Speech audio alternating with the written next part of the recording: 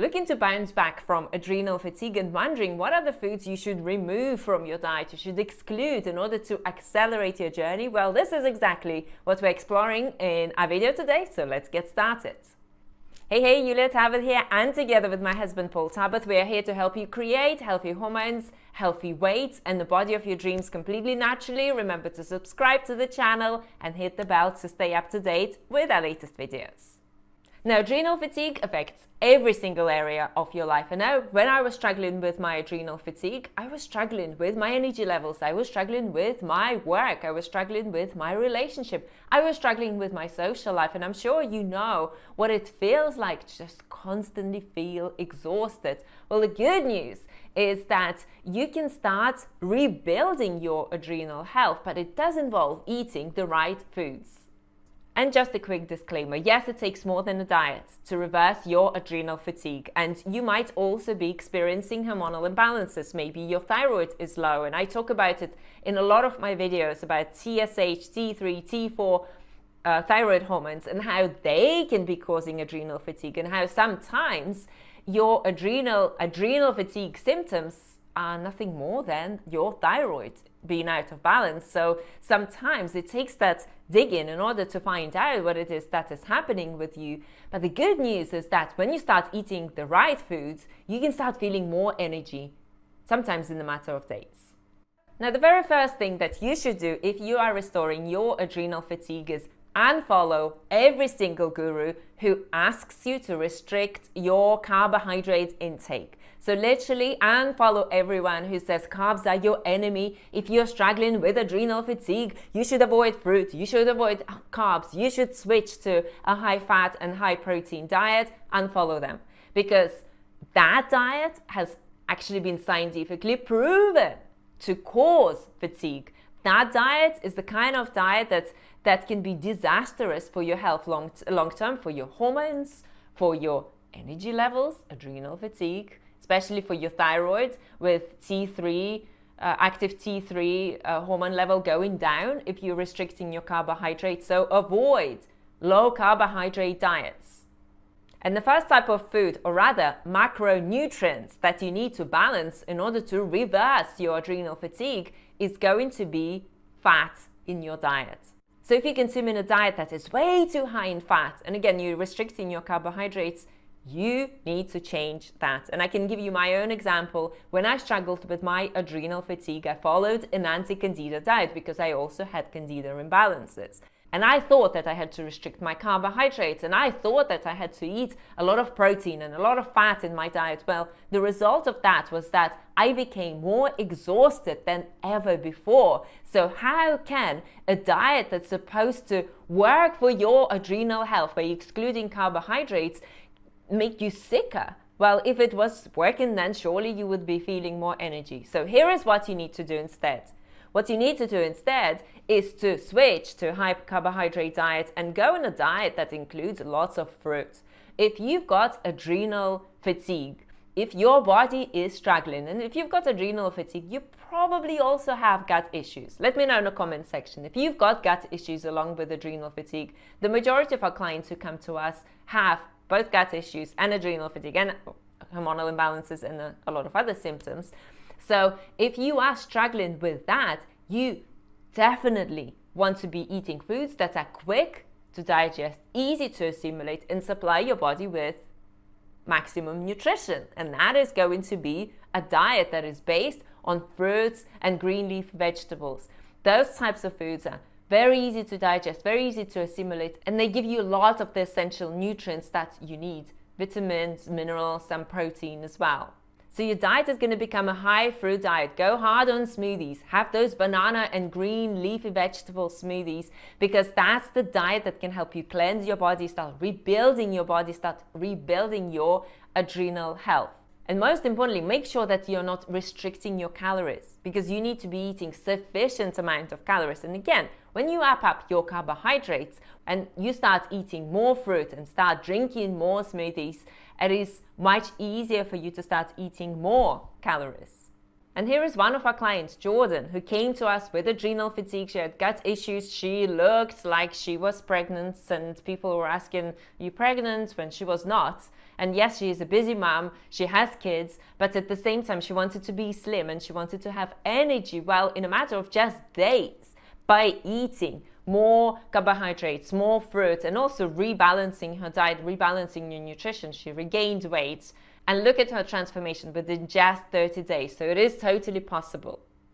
Now, the second thing that you want to avoid if you are restoring your adrenal glands and your adrenal health is going to be taking endless supplements.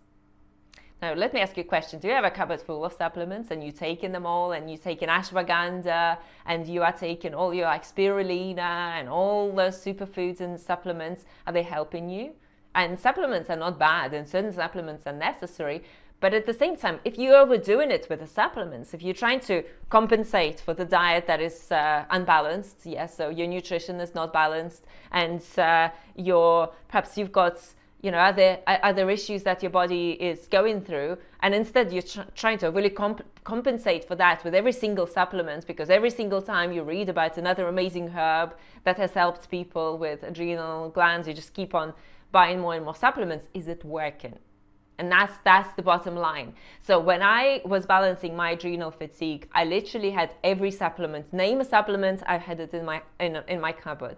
Name a superfood, I had it in my cupboard. And I was just constantly taking supplements with food, before food, after food, in between food, before bedtime, first thing in the morning. Doesn't it get confusing? And the measure that you really want to use is that, are you feeling better? Are you feeling better? Are your adrenal glands restoring? Are you waking up with more energy? You're feeling more excited and you're feeling more glowing and you're losing weight and you're able to exercise and your body is not hurting and aching anymore. So if not, then know that it's not working. And there is no point in taking more and more supplements and hoping that another herb, that one more bottle of ashwagandha is going to take you closer to restoring your adrenal health, because it will not. And understand that first and foremost, you need to balance your nutrition. You need to make sure that you remove in the root cause of your adrenal fatigue, whatever it's going to be. It might be your thyroid health. It might be your stress. It might be your poor nutrition. It might be certain deficiencies that you might need to balance. It might be other things in your life. It might be traumas. It might be other areas in your life, but you need to work on that. And supplements are not going to compensate for that.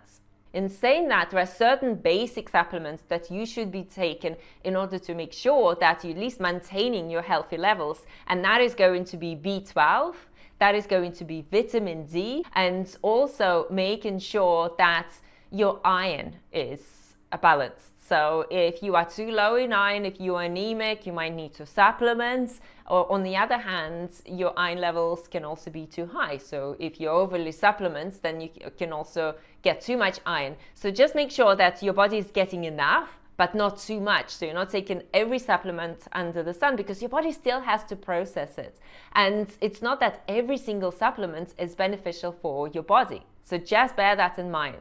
And number 3, so if you're already on a plant foods lifestyle and you're already vegan, there are certain foods that can be triggering your reactions, can be triggering your adrenal glands. For example, I know someone who reacts badly to chocolate. So every time she eats chocolate, her body will react and she'll start feeling tired, but she keeps on eating chocolate. So obviously that's not going to help you. Yes, so what are your trigger foods? It's probably wheat and gluten. So obviously gluten, excluding gluten is a bigger one, because a lot of people are intolerant to gluten or allergic even to gluten. So make sure that you remove it. So why risk?